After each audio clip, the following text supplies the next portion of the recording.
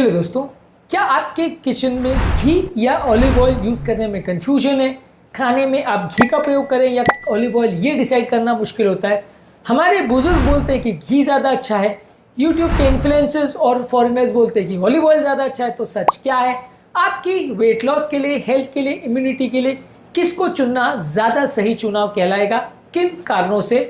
आज ये सारी चीज़ों पर हम बात करेंगे। आज का टॉपिक है आपके घर में कुकिंग के लिए घी ज़्यादा अच्छा है या ऑलिव ऑयल, और क्यों?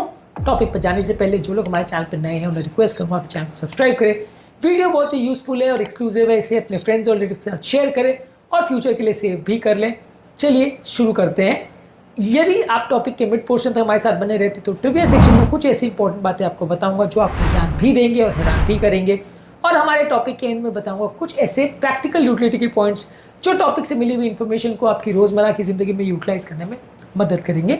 चलिए शुरू करते हैं मेरे साथ ये हल्का सफर।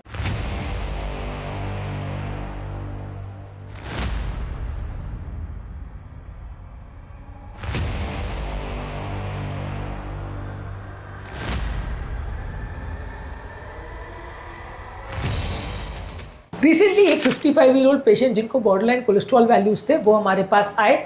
उनको कोलेस्ट्रॉल का प्रॉब्लम था, रिफाइंड ऑयल के बदले हमने ऑलिव ऑयल का उनको सलाह दिया। ऑलिव ऑयल उन्होंने यूज़ किया, लेकिन उससे थोड़ा ब्लोटिंग का प्रॉब्लम हो रहा था, गैस का प्रॉब्लम हो रहा था। फिर हमने उनको घी पर स्विच करने को बोला, जिससे उनकी प्रॉब्लम चली गई। यानी उनके पेट के हेल्थ के हिसाब से उनको घी थोड़ा बेटर सूटेड पड़ा। इसी तरह से एक और पेशेंट हमारे पास आई थी जो कि घी यूज़ इसलिए नहीं करना चाह रही थी क्योंकि उसमें कैलोरीज लगभग बराबर थी। उन्हें ऐसा लग रहा था कि क्या ऑलिव ऑयल में कैलोरीज कम होती हैं। हमने उनको कंपैरिजन बताया कि ऑलिव ऑयल और घी में लगभग बराबर कैलोरीज है। घी आपकी सेटाइटी को ज़्यादा बेटर एक्टिवेट करेगा, तो आप कुछ और नहीं खाओगे। उसके बाद उनका डर चला गया और उन्होंने घी यूज़ करना चालू किया, और उन्हें डेफिनेटली वजन बढ़ने के टर्म्स में कोई प्रॉब्लम नहीं आई। तो ऑलिव ऑयल और घी के इस कश्मकश पर आज आगे डिस्कशन करेंगे। आपकी नज़र में कौन सा ऑयल ज़्यादा अच्छा है? ट्रेडिशन के हिसाब से घी या मॉडर्निटी के हिसाब से ऑलिव ऑयल? आप क्या पसंद करेंगे? कमेंट सेक्शन में लिखकर हमें ज़रूर बताएं। प्रैक्टिकल कंपैरिजन पे आते हैं। कैलोरीज के टर्म्स में घी 120 कैलोरीज होता है, ऑलिव ऑयल 119 कैलोरी होते हैं, यानी लगभग बराबर है। टोटल फैट दोनों में 14 ग्राम होता है, लगभग बराबर है। सैचुरेटेड फैट घी में ज़्यादा है 9 ग्राम्स, ऑलिव ऑयल में 2 ग्राम्स है। Mono unsaturated fats olive oil में ज़्यादा है 10 ग्राम, घी में कम है 4 grams. Poly unsaturated fats olive oil में थोड़ा ज़्यादा है 1.5 ग्राम्स और घी में 0.5 ग्राम्स। ओमेगा 3 फैटी एसिड्स घी में कम है, omega 3 fatty acids olive oil में थोड़ा ज़्यादा, ये अच्छी बात है। ओमेगा 6 फैटी एसिड घी में कम है, ऑलिव ऑयल में ज़्यादा, ये एक बुरी बात है। यानी कि ओमेगा 3 फैटी एसिड भी ज़्यादा है तो अच्छा है, ओमेगा 6 फैटी एसिड ज़्यादा है तो बुरा है।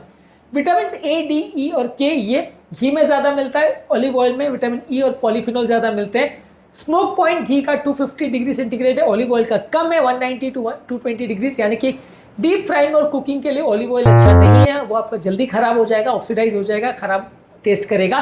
तो इसलिए ज़्यादा डीप फ्राई करने के लिए आप ऑलिव ऑयल का नहीं, घी का प्रयोग करें तो ज़्यादा अच्छा है। घी के फायदे ये है कि ये आपकी इम्यूनिटी को बूस्ट करता है। विटामिन ए, डी, ई और के होता है, आंखों के लिए अच्छा है, बॉडी की हेल्थ के लिए अच्छा है, डाइजेशन के लिए अच्छा है। इसमें ब्यूटारिक एसिड होता है जो आपकी गट की इनर लाइनिंग के लिए अच्छा है। स्मोक पॉइंट अच्छा है तो हीटिंग और फ्राइंग के लिए यूज़ कर सकते हैं। लैक्टोज फ्री है, तो अगर किसी व्यक्ति को लैक्टोज इंटॉलरेंस है तो उसमें भी यूज़ कर सकते हैं। और आयुर्वेद के हिसाब से आपकी हार्मोनल हेल्थ के लिए भी अच्छा है। अगर कोई व्यक्ति फैट सोल्यूबल विटामिन चाहता है, आयुर्वेदिक बेनिफिट्स चाहता है, नॉर्थ इंडियन डाइट या फूड बनाना चाहता है, हाई हीट कुकिंग करना चाहता है, तो उसके लिए ये एक अच्छा ऑल्टरनेटिव है। जबकि ऑलिव ऑयल एंटीऑक्सीडेंट में रिच होता है, इसमें इन्फ्लेमेशन कम करता है, हार्ट की हेल्थ के लिए अच्छा है। मोनो अनसैचुरेटेड फैट्स इसमें अच्छे, तो एलडीएल कोलेस्ट्रॉल को ज़्यादा बेटर करता है। घी एलडीएल कोलेस्ट्रॉल को बढ़ाएगा, ऑलिव ऑयल कम करेगा।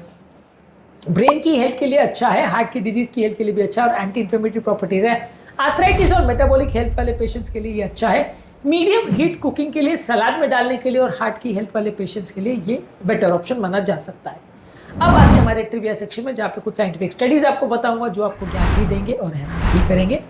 प्रेडीमेड स्टडी में मेडिटेरियन डाइट पर extra virgin olive oil use किया गया था और पाया गया था कि ये हमारे कार्डियोवैस्कुलर इवेंट्स को हाई रिस्क पेशेंट में कम करता है। स्पेन में 2013 में स्टडी पब्लिश हुई थी।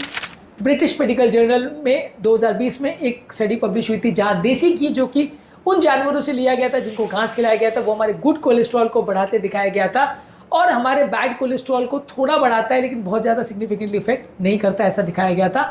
आयुर्वेद में सेंचुरीज से घी को डाइजेशन के लिए, कॉग्निटिव फंक्शन के लिए और इम्यूनिटी के लिए यूज़ किया गया है।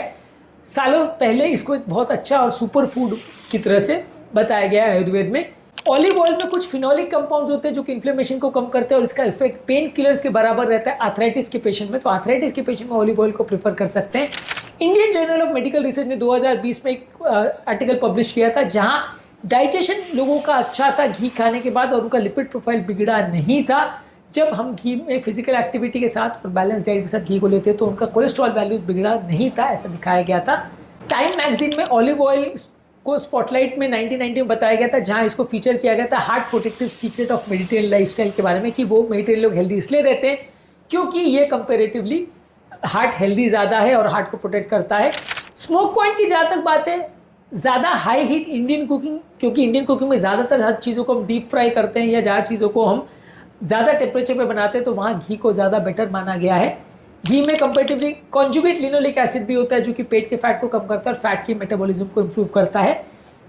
ऑलिव ऑयल के साथ एक और इशू ये है कि यूरोपियन के स्टडीज़ में या यूएस में पाया गया था कि 70% ऑलिव ऑयल जो मार्केट में मिलता है वो प्योरिटी टेस्ट को फेल करता है। तो इतना अच्छा ऑलिव ऑयल मिले ऐसा ज़रूरी नहीं है। पर घी के साथ भी ऐसा है कि कई जगह उसमें वनस्पति घी को मिला दिया जाता है या कई जगह वो उतना प्योर नहीं है। तो घी भी अगर प्योर हो तो ही फायदा करेगा, नहीं तो नहीं। ट्रिविया सेक्शन में बस इतना ही। अब आते हैं हमारे मेन टॉपिक पर।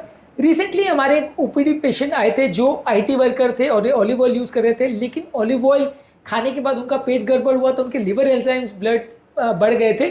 जब हमने देखा कि वो जो ब्रांड था वो उतना अच्छा ब्रांड नहीं था, उसमें प्रॉब्लली एडल्ट्रेशन था, इसकी वजह से उनको प्रॉब्लम हुआ। उनको देसी घी पर शिफ्ट करवाया और बाद में उनको प्रॉब्लम चली गई।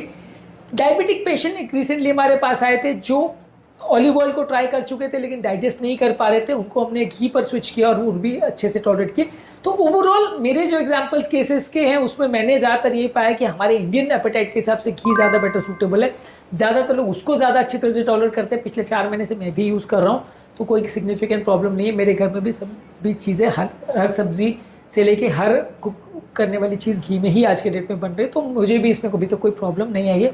इवन मेरे कोलेस्ट्रॉल वैल्यूज़ भी चेंज या बिगड़े नहीं हैं। तो वेट लॉस जर्नी में आप क्या प्रेफर करते हैं, घी को या ऑलिव ऑयल को? कमेंट सेक्शन में लिखकर हमें ज़रूर बताएं। अब आते हैं हमारे प्रैक्टिकल यूटिलिटी सेक्शन में जहाँ कुछ प्रैक्टिकल बातें बताऊंगा जो इस टॉपिक से मिली इन्फॉर्मेशन को यूटिलाइज करने में आपकी मदद करेंगे। यदि आप हार्ट की हेल्थ के हिसाब से सोचें तो ऑलिव ऑयल ज़्यादा अच्छा है। वेट लॉस और डाइजेशन के लिए घी ज़्यादा अच्छा है। ब्रेन और मेमोरी फंक्शन के लिए ऑलिव ऑयल ज़्यादा अच्छा है। हाई हीट कुकिंग के लिए घी अच्छा है। इन्फ्लेमेशन के लिए ऑलिव ऑयल ज़्यादा अच्छा है। ट्रेडिशनल और आयुर्वेदिक कुकिंग के लिए घी ज़्यादा अच्छा है। यदि आप किसी चीज़ को हाई हीट फ्राइंग या सॉटे करना चाहते हैं तो घी ज़्यादा अच्छा है। मीडियम हीट या लो हीट में कुक करना चाहते हैं तो ऑलिव ऑयल ज़्यादा अच्छा है। तो बेसिकली हार्ट हेल्थ और इन्फ्लेमेशन के लिए ऑलिव ऑयल को अच्छा मानिए, कुकिंग और डाइजेशन के लिए घी को। ओवरऑल आप दोनों को यूज़ कर सकते हैं, चेंज करके यूज़ करेंगे तो भी कोई नुकसान का सौदा नहीं है। अगर आपको सिर्फ सैलड्स और ड्रेसिंग के लिए ज़्यादा यूज़ करना है तो ऑलिव ऑयल ज़्यादा अच्छा है। हाई टेम्परेचर कुकिंग में आपको ऑलिव ऑयल अच्छा नहीं पड़ेगा क्योंकि उसका टेम्परेचर काफ़ी कम रहता है और बहुत हाई टेम्परेचर में वो ख़राब हो जाता है। हालांकि हमारा फिर भी ये रिकमेंडेशन है कि दोनों ऑयल्स को बहुत ज़्यादा मात्रा में यूज़ नहीं करें, नहीं तो वजन बढ़ने का रिस्क रहता है जब भी आप बहुत हाई मात्रा में यूज़ करते हैं। और दोनों ही चीज़ जो आप परचेज़ करें अच्छे ब्रांड का, रेप्यूटेड ब्रांड का ही परचेज़ करें, नहीं तो उसमें अडल्ट्रेशन होने का या ख़राब प्रोडक्ट आने का चांस होता है। तो नेक्स्ट टाइम जब आप कुक कर रहे हैं तो ये जान लीजिए कि दोनों में कोई सिग्निफिकेंट कैलोरी का डिफरेंस नहीं है। आपकी कुकिंग पैटर्न के हिसाब से और आपके टेस्ट के हिसाब से जो आपको सूट करता है आप यूज़ कर सकते हैं। दोनों में ही कुछ फ़ायदे हैं, कुछ नुकसान है। यह आप पर डिपेंड करता है कि आप इनमें से कौन सा प्रेफर करते हैं। मैं ज़्यादातर घी को प्रेफर करता हूँ, पर मैं आपको फोर्स नहीं करता या आपको इंकरेज नहीं करता कि हर व्यक्ति घी को ही यूज़ करे। यह आपका चॉइस है, दोनों की अपने फ़ायदे नुकसान हैं। उम्मीद करूँगा कि आज के टॉपिक में कुछ नई बातें जानने को मिली होगी। टॉपिक एंड करने से पहले जो लोग हमारे चैनल पर नए हैं उन्हें रिक्वेस्ट करूँगा चैनल सब्सक्राइब करें, वीडियोज़ को अपने फ्रेंड्स और रिलेटिव्स के साथ शेयर भी करें और फ्यूचर के लिए इसे सेव भी कर लें। टॉपिक एंड करने से पहले आपसे ये भी रिक्वेस्ट करूंगा कि यदि आपके कोई कमेंट्स हैं या इस टॉपिक से रिलेटेड या दूसरे टॉपिक से रिलेटेड कोई इश्यूज़ है तो हमें वो कमेंट सेक्शन में लिख कर ज़रूर बताएं।